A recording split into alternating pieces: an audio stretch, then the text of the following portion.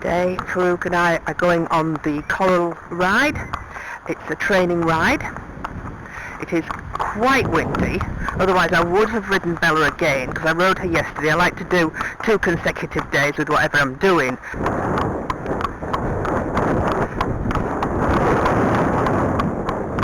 You're looking at the poo, aren't you? He's the one into it.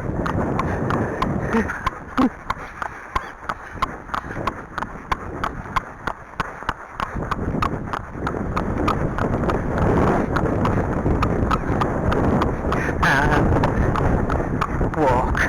Good boy. Good boy. And tot.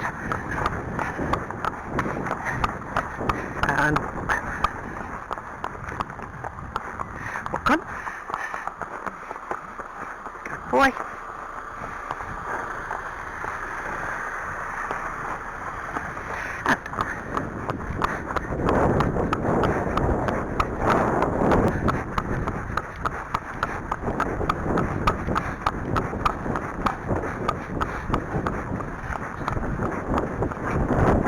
Tomorrow, we're taking Farouk and Bella to the farriers, Stephen Bean, because with only having 2 stalls in the horse box, it means that one of the horses has to stay behind and not get seen by the farrier, which in this case was Farouk, and his feet are just getting a little bit long, so he needs the bevel putting back on.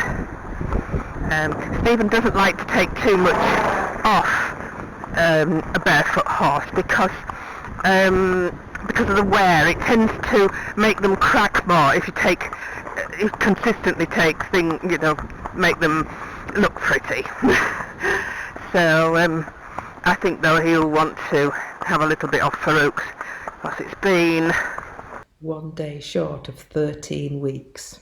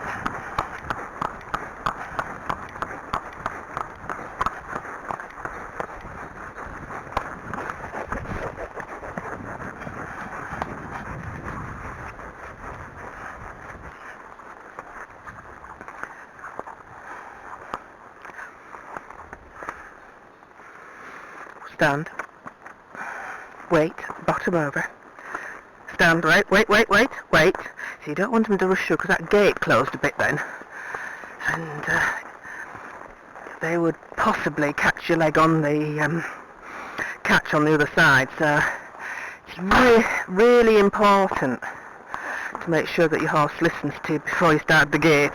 And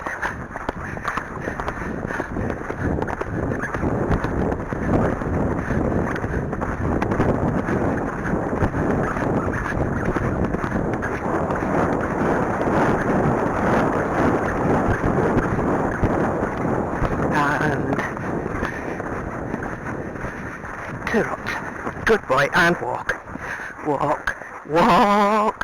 A little bit forward going there. I didn't have to pull the rein. I did hold the rein, but I didn't have to pull the bit. He was just squeezed the bit, because he was listening. It was just that he was a bit slow on the coming down from the canter to the trot, weren't you?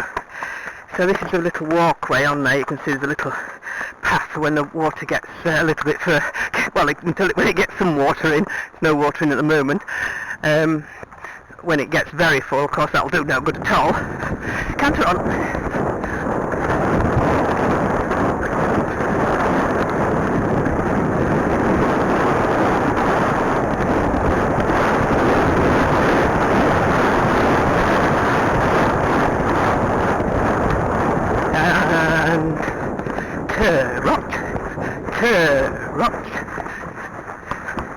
I'm also mindful of Farouk having no shoes on, so I do try to keep him on the grass as much as possible.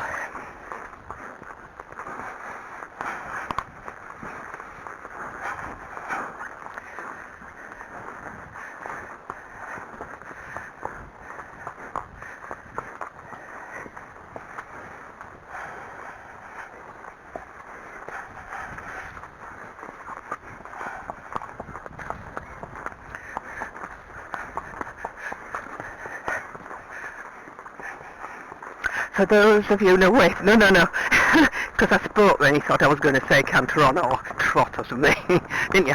But he does anticipate quite a bit, which I like, but I know a lot of people wouldn't like that if they were doing dressage and that sort of thing. But I like it, that they anticipate what I'm going to do.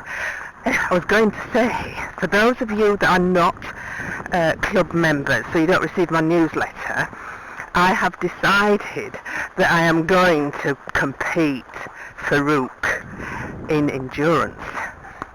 I know that he will be good at it, because we all know him very well, don't we? We've seen him progress over these 5 years into really a phenomenal speed merchant, but also, more importantly, endurance. And his spookiness has come down to much more normal levels. I wouldn't say that he would ever be as good as Apollo for spookiness, or even Bella, because Bella's pretty good, isn't she, even though she's only 3. But he is, I would say, considering his early background of international show Arab, where they make them go around by flapping white bags and stones in white bottles to make it rattle and make them look amazing. But you see, the thing is, they do look amazing anyway, to my mind. But anyway, I digress. So we are going to do competitive endurance, and I'm going to start this year. They have offered a discount because I'm starting halfway through the year. Farouk, steady, wait, yes, good boy. Farouk, as you know, is fit.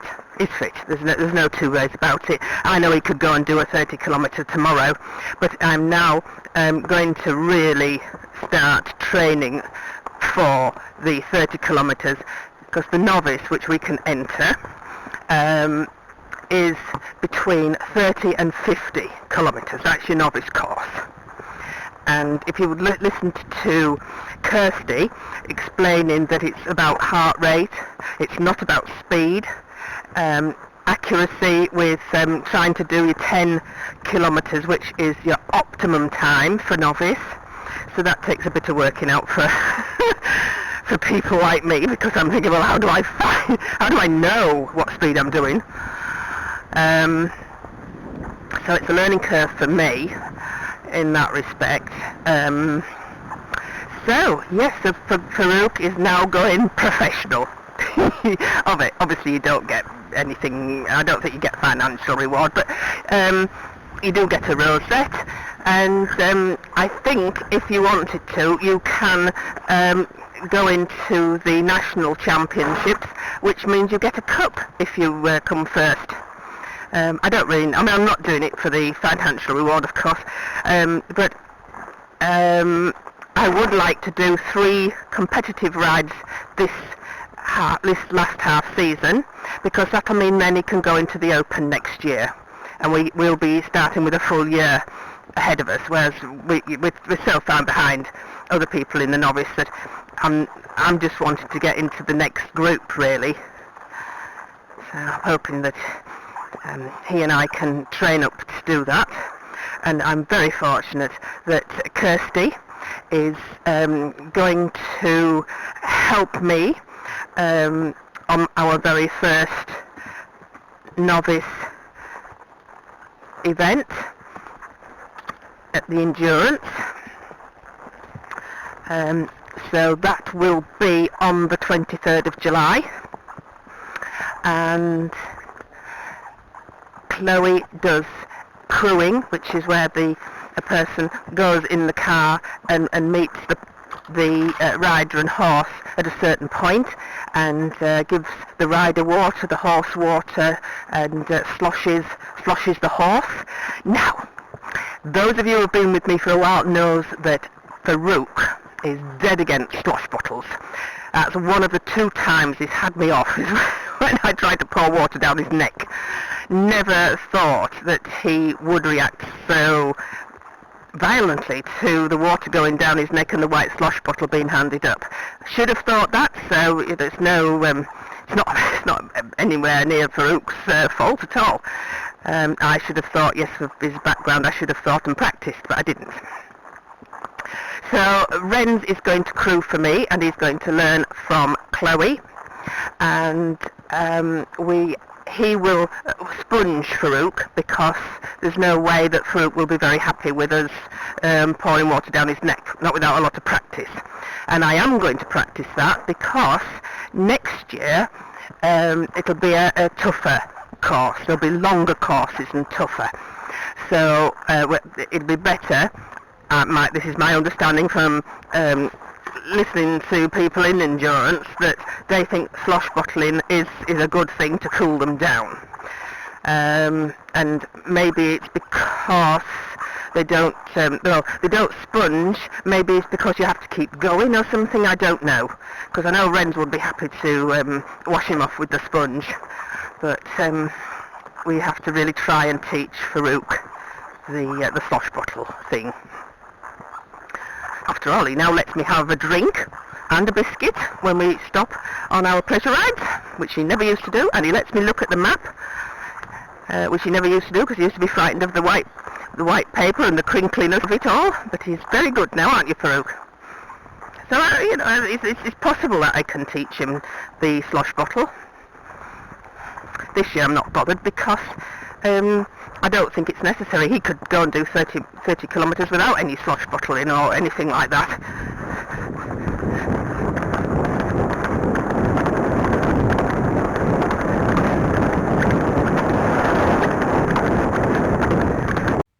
If you've enjoyed the video, don't forget to subscribe and click the bell icon.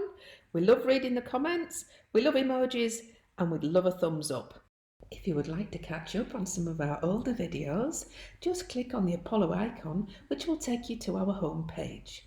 We have over 1,700 videos to choose from, and you can sort by the most popular, the oldest, or the newest. Thanks for watching TTFN.